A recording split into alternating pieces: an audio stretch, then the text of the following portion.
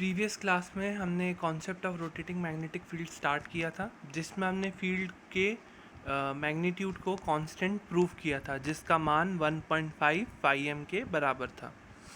अब हम उस रोटेटिंग मैग्नेटिक फील्ड जो कि कहाँ घूम रही है, स्टेटर और रोटर के बीच एयर गैप में, उसका स्पीड का मान निकालेंगे, है ना। और इस स्पीड को जनरली हम कहते क्या हैं, तो वह स्पीड जिस पर रोटेटिंग मैग्नेटिक फील्ड घूमती है उसे हम कहते हैं सिंक्रोनस स्पीड। ठीक है, इसका एक नाम दिया गया है इस पर्टिकुलर स्पीड का, वो दिया है सिंक्रोनस स्पीड।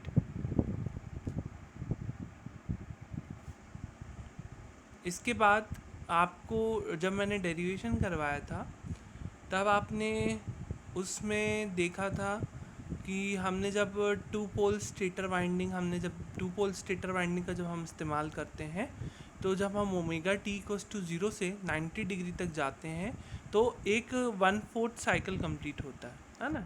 ये 1/4 साइकिल मतलब 1/4 क्वार्टर साइकिल, है ना। तो 1/4 क्वार्टर साइकिल कहाँ तक कंप्लीट होता है, 90 डिग्री, ओमेगा टी बराबर से 90 डिग्री पे। तो करंट कोई भी फेज़ में हो, चाहे वो आर वाई बी की बात करें हम, या चाहे वो हम एक्स वाई जेड बोलें, चाहे हम ए बी सी बोलें, किसी भी नाम से पुकारा जा सकता है। तो इन फेज़ में करंट का एक क्वार्टर साइकिल मतलब 1/4 साइकिल कब कंप्लीट होता है, जब फील्ड कितनी घूम चुकी होती है, 90 डिग्री। जब फील्ड 90 डिग्री घूम चुकी होती है, करंट किसी भी फेज़ में 1/4 साइकिल कंप्लीट हो चुका होता है ना। अब इसके बाद एक कंप्लीट साइकिल ऑफ करंट में क्या कहेंगे फिर हम, so when complete cycle of current, complete cycle यहाँ पे 360 डिग्री को कहा है मैंने। करंट का 360 डिग्री साइकिल कब पूर्ण होगा, जब फील्ड एक का चक्र पूरी घूम जाएगी, है ना। जब हम ओमेगा टी इक्वल्स टू 0 से हमने स्टार्ट किया था, फिर ओमेगा टी बराबर से 90 डिग्री पर 1/4 कंप्लीट हुआ, हाफ किस में कंप्लीट हो जाएगा, 180 डिग्री में, है ना। इसी प्रकार से एक फुल साइकिल कितने में कंप्लीट होगा, 360 डिग्री में। तो करंट का एक साइकिल कंप्लीट कितने में होगा, 360 डिग्री कब कंप्लीट हो गई, जब फील्ड भी एक रिवॉल्यूशन कंप्लीट कर लेगा। जब फील्ड एक रिवॉल्यूशन कंप्लीट हो जाता है तो करंट का भी एक साइकिल कंप्लीट हो जाता है। करंट का एक साइकिल मतलब आपकी जो करंट है एक्स वाई जेड फेज में, तो उसका एक चक्र पूर्ण हो जाता है जब फील्ड भी एक चक्र पूर्ण कर लेती है। ये जो हमारा कंक्लूजन था, ये टू पोल स्टेटर वाइंडिंग के लिए था। यहाँ फील्ड एक रिवॉल्यूशन करती है, मतलब एक चक्र पूर्ण करती है एक complete one cycle of current पे, है ना। टू पोल स्टेटर वाइंडिंग के लिए one cycle of current complete होता है जब फील्ड वन रिवॉल्यूशन कंप्लीट करती है। इसी प्रकार से अगर हम पोलों की संख्या बढ़ाएं, है ना, पोलों की संख्या अगर हम बढ़ाएं, पोल की संख्या हम कर दें 4 पोल, तो फील्ड का जो एक चक्र पूर्ण होगा, कितने करंट की कितनी साइकिल्स में चक्र पूर्ण होगा, 2 साइकिल्स ऑफ करंट में, है ना। जब करंट की 2 साइकिल्स पूरी हो जाएंगी तब फील्ड का एक चक्र पूर्ण होगा, क्योंकि यहाँ पे क्या कर रहे हैं हम, पोल की संख्या बढ़ा दे रहे, 4 पोल्स कर दे रहे। जब 2 पोल्स थे, केवल 2 पोल्स में जब 2 पोल्स थे तो एक साइकिल ऑफ करंट में फील्ड का एक चक्र पूर्ण होता है, परंतु 4 साइकिल ऑफ करंट में 4 पोल स्टेटर वाइंडिंग के लिए फील्ड का एक रिवॉल्यूशन 2 साइकिल्स ऑफ करंट में पूर्ण होगा। अगर इसी प्रकार से अगर हम बोलें 8 पोल स्टेटर वाइंडिंग, है ना, तो 8 पोल स्टेटर वाइंडिंग में फील्ड का एक रिवॉल्यूशन कब कंप्लीट होगा,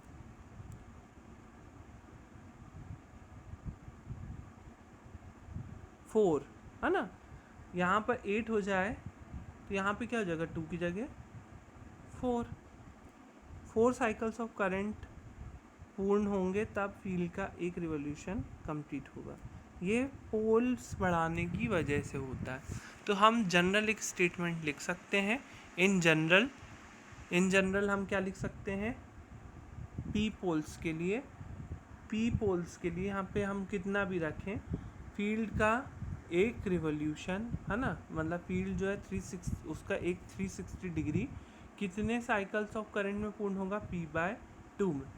2 रहेगा यहाँ पे तो कितना होगा, यहाँ पे 1, यहाँ पे अगर 4 रहेगा यहाँ पे क्या होगा 2, यहाँ पे अगर 6 रहेगा तो यहाँ क्या हो जाएगा 3, यहाँ पे अगर 8 रहेगा तो यहाँ पे क्या हो जाएगा 4।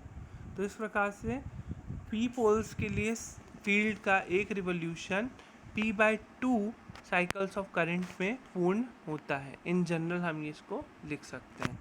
तो यहाँ पर अब हम उस स्पीड का मान निकालने जा रहे हैं ns, जिस पे यह रोटेटिंग मैग्नेटिक फील्ड घूम रही है सिंक्रोनस स्पीड।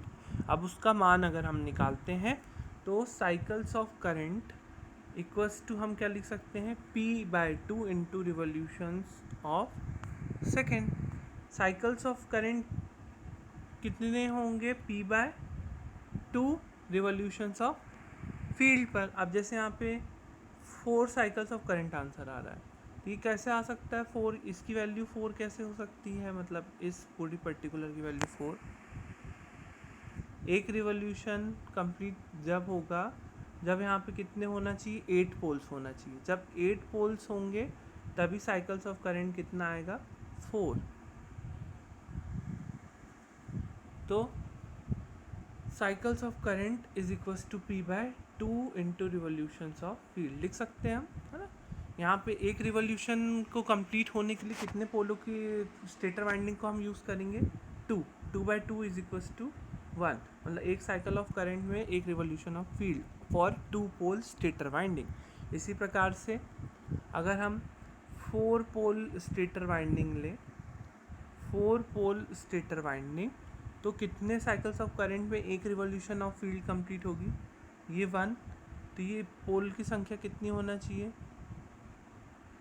ताकि हमारे 2 साइकिल्स ऑफ करंट रहें। 4 पोल की संख्या होगी तभी तो यहाँ पे 2 साइकिल्स ऑफ करंट आएगा। तो 2 साइकिल्स ऑफ करंट के लिए 4 पोल की स्टेटर वाइंडिंग का यूज़ करेंगे। तो ये पोलों की संख्या पे साइकिल्स ऑफ करंट निर्भर करते हैं। तो साइकिल्स ऑफ करंट प्रति सेकंड लिखेंगे हम। अब ये हमने प्रति सेकंड में नहीं लिखा, रिवोल्यूशंस ऑफ फील्ड प्रति मिनट भी हो सकता है। तो साइकिल्स ऑफ करंट पर सेकंड यहाँ भी ले लिया, पर सेकंड यहाँ भी ले लिया, तो पर सेकंड में हो गया। अब हम बोले number of cycles per revolution. Number of cycles per revolution को कैसे लिखेंगे हम, p/2 से। क्यों, number of cycles per revolution है ना, चक्र प्रति रिवोल्यूशन कितना होगा, p/2। p/2 क्यों, क्योंकि अभी मैंने आपको बताया number of cycles per revolution निकालने के लिए हमें क्या करना पड़ेगा, number of cycles per revolution, ये साइकिल्स ऑफ करंट पर सेकंड है ना, डिवाइड में इसको ले जा लो रिवोल्यूशंस ऑफ फील्ड पर सेकंड को, इसके नीचे लेगा डिवाइड में, है ना। तो बचेगा क्या, नंबर ऑफ साइकिल्स पर second upon revolutions of field पर सेकंड बराबर से p/2। तो हम क्या लिखेंगे, number of cycles per revolution को p/2 के बराबर। सिर्फ मैंने क्या किया, इसको उठाकर इसके नीचे लिख दिया है ना, तो वही हमने लिख दिया उसको, number of cycles per revolution equals to p/2। अब रिवोल्यूशंस पर सेकंड, रिवोल्यूशंस पर सेकंड हम कैसे लिखेंगे। अब रिवोल्यूशन, अब हमने जो रोटेटिंग मैग्नेटिक फील्ड है RMF, उसको क्या डिफाइन किया कि वह किस गति से घूम रही है, ns की गति से। ns की गति से घूम रही है, तो ये ns जनरली किस में होता है, RPM में। इसको हमें अगर पर सेकंड में कन्वर्ट करना हो तो हमें क्या करना पड़ेगा, डिवाइड बाय 60। तो रिवोल्यूशंस पर सेकंड, क्योंकि RMF जो है उसकी स्पीड हमने बोला है ns, पर सेकंड में उसकी स्पीड कितनी आएगी, ns/60। अब साइकिल्स पर सेकेंड हमें निकालना है। तो हम कैसे निकालेंगे साइकिल्स पर सेकेंड?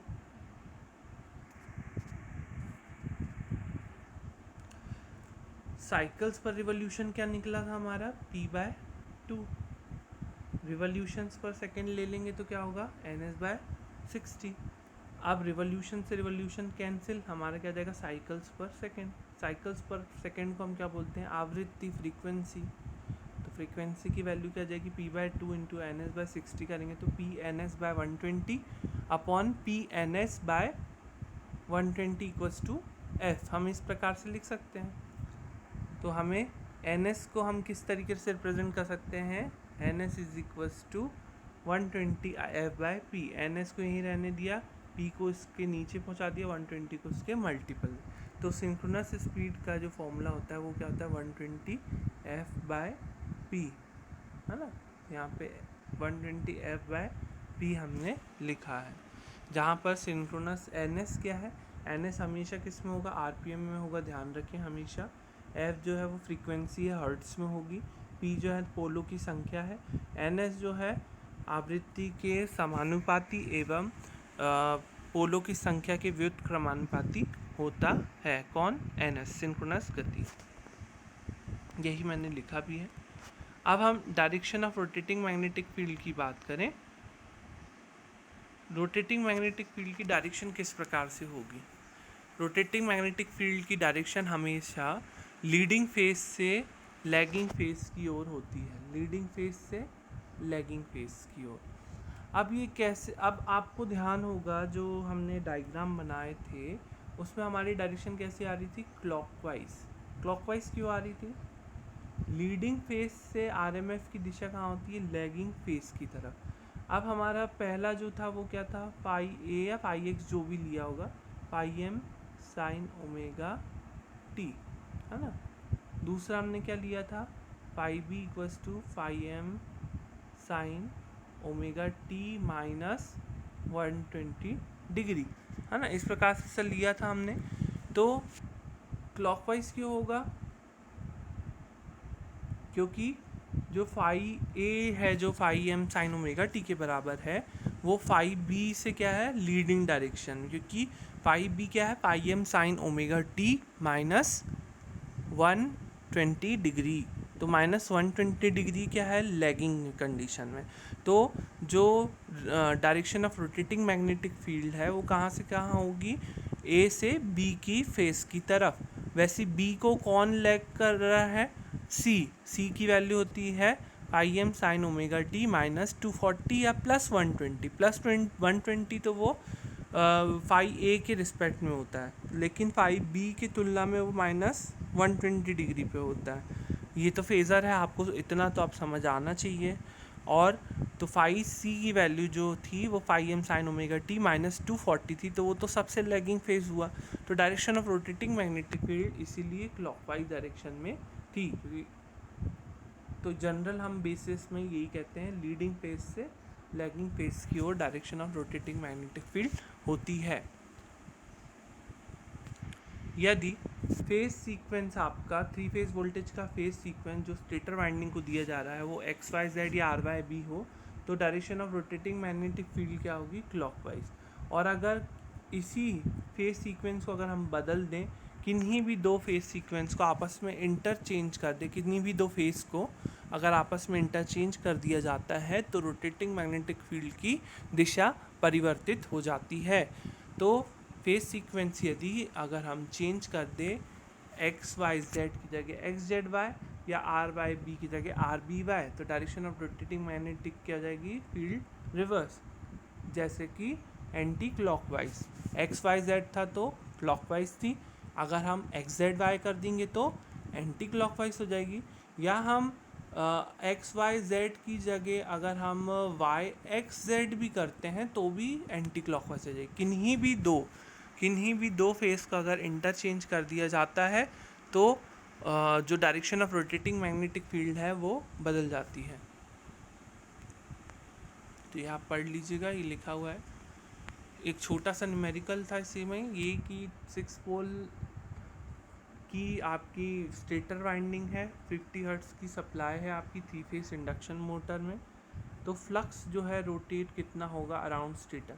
स्टेटर के अराउंड जो फ्लक्स होता है वो क्या होता है जनरली हमारा RMF। तो फ्लक्स रोटेट ये किस स्पीड से रोटेट होता है, ये सिंक्रोनस गति से रोटेट होता है, तो ये होगा NS के बराबर। NS की वैल्यू होती है 120 F/P, F की जगह रखेंगे 50, तो हमारा आंसर जाएगा 1000 RPM। Next is principle of operation of 3 phase induction motor. इसमें सबसे पहला पॉइंट आपको ध्यान रखना है कि आपने जब कंस्ट्रक्शन पढ़ा तो आपने पढ़ा था पहला जो भाग होता है बाहरी भाग वो होता है स्टेटर फ्रेम, उसके अंदर स्टेटर कोर होता है जिसमें स्टेटर वाइंडिंग रखी जाती है और इसी स्टेटर वाइंडिंग से आपका प्रिंसिपल ऑफ ऑपरेशन स्टार्ट होता है। ये जो स्टेटर लिखा ना मैंने, स्टेटर में किसको सप्लाई दी जाती है, स्टेटर को कौन सी सप्लाई दी जाती है, 3 फेस सप्लाई दी जाती है। तो स्टेटर में किसको दी जाएगी 3 फेस सप्लाई, स्टेटर वाइंडिंग को। तो जब हम स्टेटर में 3 फेस सप्लाई देते हैं तो रोटेटिंग मैग्नेटिक फील्ड जो है उत्पन्न होती है जिसकी गति सिंक्रोनस गति के बराबर होती है। ये रोटेटिंग मैग्नेटिक फील्ड कहाँ उत्पन्न होती है, एयर गैप के बीच में जो कि स्टेटर और रोटर के बीच होता है। तो वहाँ पर ये रोटेटिंग मैग्नेटिक फील्ड उत्पन्न होती है जो कि जिसकी गति क्या होती है, सिंक्रोनस गति NS, जिसका मान क्या होता है 120 F/P। सेकेंड पॉइंट, अब इसकी बात क्या होगा, स्टेटर को आपने 3 फेस सप्लाई दे दी है तो जो स्टेटर और रोटर के बीच में एयर गैप है उसमें एक रोटेटिंग मैग्नेटिक फील्ड उत्पन्न होगी जिसकी गति सिंक्रोनस गति के बराबर होगी NS, जिसका मान होगा 120 F/P।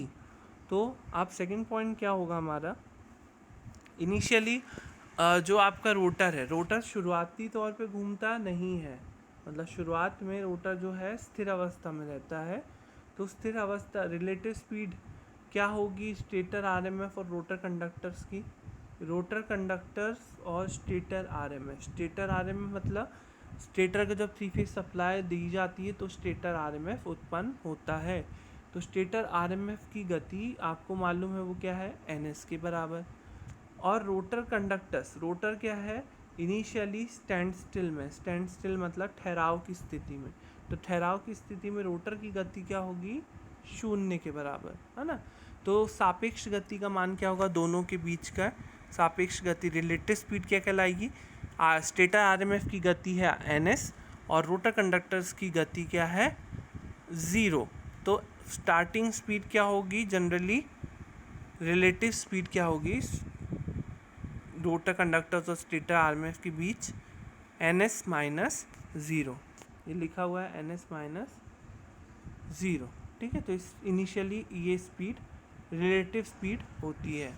अब ये रिलेटिव स्पीड शुरू में तो ये होती है, अब ये हमेशा सेम नहीं रहेगी, ये तो इनिशियली है। अब हम क्या होगा, रोटेटिंग मैग्नेटिक फील्ड उत्पन्न होती है।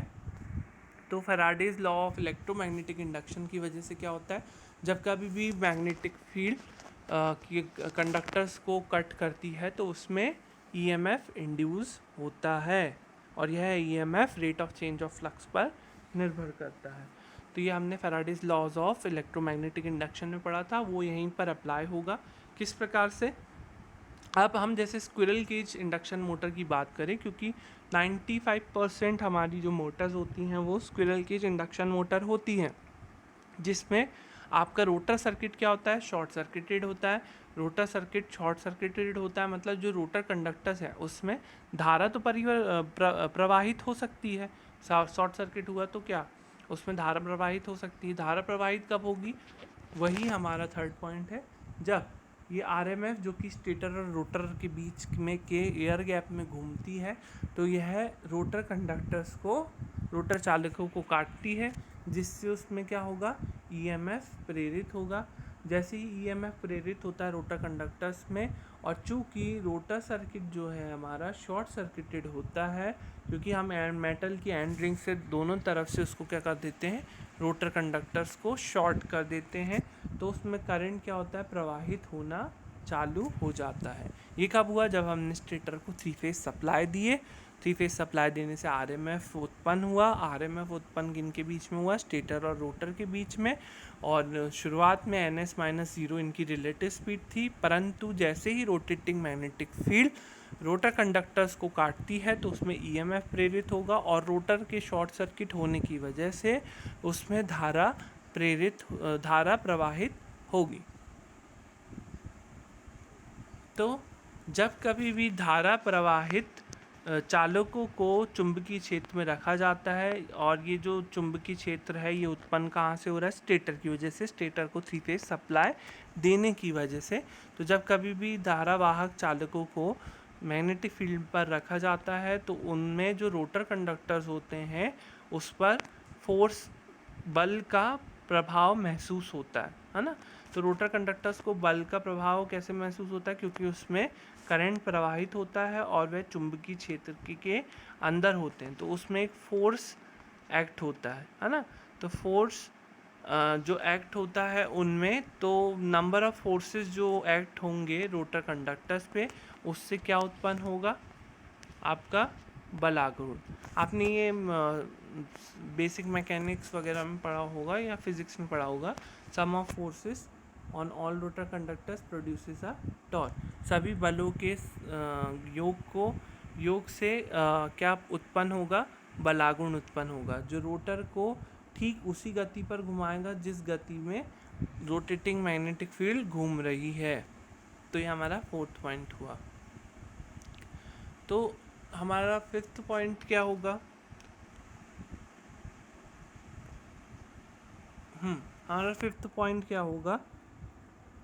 अब EMI के प्रिंसिपल तो आपको हो गए, इलेक्ट्रोमैग्नेटिक इंडक्शन के प्रिंसिपल। उसमें हम लेंज लॉ भी पढ़ते थे। लेंज लॉ के हिसाब से लेंज लॉ क्या कहता है? Effect opposes the cause. मतलब इफेक्ट और कॉज का क्या मतलब होता है? इफेक्ट मतलब जो कि किसी की वजह से उस पर प्रभाव पड़ा हो, है ना। कॉज मतलब जो कि कुछ प्रभाव उत्पन्न कर रहा हो, है ना। तो कॉज जो इफ़ेक्ट होगा जिसकी वजह से कुछ जो इफ़ेक्ट हमको दिखेगा वो ही कॉज का क्या करता है? अपोज। ये लेंज का नियम है। तो लेंज का नियम के हिसाब से यहाँ पे हम direction of rotation of rotor निकाल सकते हैं और एनालाइज कर सकते हैं किसके थ्रू? लेंज लॉ के हिसाब से। अब जो रोटर रोटेशन है वो क्या करेगा? वो जिसकी वजह से घूम रहा है उसी का विरोध करेगा। वो किसकी वजह से घूम रहा है? वो रिलेटिव स्पीड की वजह से। रिलेटिव स्पीड क्या है? स्टेटर आरएमएफ और रोटर कंडक्टर्स के बीच की सापेक्ष गति, the speed between stator RMF and rotor conductors. अब यही जो रोटर का रोटेशन है ये किसकी वजह से उत्पन्न हुआ? रिलेटिव स्पीड की वजह से। तो उससे क्या होगा? रोटेशन स्टार्ट होगा रोटर में, और रोटेशन स्टार्ट होने के बाद पहले शुरुआत में स्पीड तो NS माइनस 0 रहेगी, पर जैसे ही रोटर कंडक्टर्स पे बल लगेगा तो उस रोटर की जो गति है वो क्या होगी? बढ़ेगी। अब ये 0 नहीं रहेगी, ये 0 से बढ़ेगी, 0 से n के तरफ। n को हम बोलते हैं जनरली रोटर स्पीड। इसको NR के टर्म्स में भी रिप्रेजेंट किया जा सकता है या n भी लिखा जा सकता है, कैपिटल N या कैपिटल NR, दोनों तरीके से इसे लिखा जा सकता है। तो जो रोटर जो घूमना स्टार्ट करेगा वो किसका विरोध करेगा? इसी सापेक्ष गति का, है ना, जो कि स्टेटर आरएमएफ और रोटर कंडक्टर्स के बीच में NS माइनस n का ही कौन विरोध करेगा? Rotor rotation. तो इससे क्या होगा? जब रोटर अपने ही कॉस रिलेटिव स्पीड को का विरोध करेगा, मतलब NS माइनस n का विरोध करेगा, तो रोटर जो है वो आरएमएफ की दिशा में ही घूमना चाहेगा और उसकी गति को प्राप्त करना चाहेगा। मतलब ये जो n है रोटर की स्पीड, ये किस तक पहुंचने की कोशिश करेगी? NS तक पहुंचने की कोशिश करेगी, मतलब ये NS को प्राप्त करने की कोशिश करेगी। तो ये NS को लेकिन कभी प्राप्त नहीं कर पाती हैं। क्यों? ये होता है इनर्शिया ऑफ रोटर की वजह से। रोटर के इनर्शिया के कारण ये स्पीड हमेशा, ये स्पीड मतलब जो हमारा n है वो हमेशा क्या होगा, n जो है हमेशा लेस देन होगा NS के। ये कभी भी n जो है वो कभी भी NS के बराबर नहीं हो पाएगा। किसकी वजह से? इनर्शिया ऑफ रोटर की वजह से। और ये हमेशा सदैव घूमता रहेगा किस गति पे? Speed less than NS। और इसी कारण से इन मोटर्स को असिंक्रोनस मोटर भी कहा जाता है। तो हम पांचों पॉइंट को एक ब्रीफ में पढ़ लें। ऐसे तो डिस्क्रिप्शन में हमने देख लिया। पहला, जब हम स्टेटर RMF, जो हमने पहला पॉइंट जो पढ़ा था उसमें हमने क्या पढ़ा था, स्टेटर सप्लाई को, स्टेटर को जब हम 3 फेज सप्लाई देते हैं तो स्टेटर और रोटर के बीच क्या होता है, स्टेटर और रोटर के बीच के जो वायु अंतराल होता है उसमें रोटेटिंग मैग्नेटिक फील्ड उत्पन्न होती है। रोटेटिंग मैग्नेटिक फील्ड के उत्पन्न होने से पहले तक जो रोटर की और रोटर कंडक्टर्स और स्टेटर RMF के बीच की सापेक्ष गति का जो मान होता है वो NS-0 के बराबर होता है। परंतु जैसे रोटेटिंग मैग्नेटिक फील्ड उत्पन्न होती है और वह रिवॉल्व करना चालू होती है तो वह क्या करती है, रोटर चालकों को कट करती है। और जैसे ही वह रोटर चालकों को कट करती है तो उसमें EMF प्रेरित होता है और रोटर सर्किट के शॉर्ट सर्किट होने के कारण उनमें धारा प्रवाहित होती है। धारा प्रवाहित होने से जब वह रोटर कंडक्टर्स चुंबकीय क्षेत्र के बीच में रहते हैं तो उनमें फोर्स लगता है और इन्हीं फोर्स के योग से एक बलागुण उत्पन्न होता है जो कि रोटर को ठीक उसी गति में घुमाएगा जिस गति में रोटेटिंग मैग्नेटिक फील्ड घूम रही है। परंतु रोटर के इनर्शिया के कारण वह कभी भी रोटर RMF की गति के समान मतलब NS के बराबर नहीं हो पाती है, परंतु NS से हमेशा कम गति पर ही घूमती रहती है। इसी कारण से इसे असिंक्रोनस मोटर भी कहा जाता है। तो ये था हमारा 3 फेज इंडक्शन मोटर का working of operation of this machine, है ना। तो इसमें हम इसमें क्वेश्चन जो आ सकते हैं वो न्यूमेरिकल तो मुश्किल है इस पार्ट से आए क्योंकि इसमें ज़्यादा कोई न्यूमेरिकल बनते नहीं, परंतु हाँ ये एक बेसिक कंसेप्ट है जहाँ से आपके न्यूमेरिकल्स स्टार्ट हो सकते हैं आगे के लिए। और क्वेश्चंस में सिर्फ ये पूछा जा सकता है कि explain the principle of operation of 3 phase induction motor, ये क्वेश्चन आ सकता है आपको इसमें। और अगर कोई क्वेश्चन पूछे how can be reverse the direction of rotation of 3 phase induction motor, तो उसका आंसर क्या होगा, just by interchanging the 2 line terminals, है ना। इंटरचेंजिंग द 2 लाइन टर्मिनल्स मतलब यानी 2 लाइनों को आपस में चेंज कर दिया जाए तो ही direction of rotation of rotor क्या हो सकता है, चेंज हो सकता है। और इसकी दिशा हमेशा लीडिंग फेस से लैगिंग फेस की ओर होती है। तो हम नेक्स्ट क्लास में अब देखेंगे बाकी की चीज़ें। तो हमारा ये वाला पार्ट अब कंप्लीट होता है।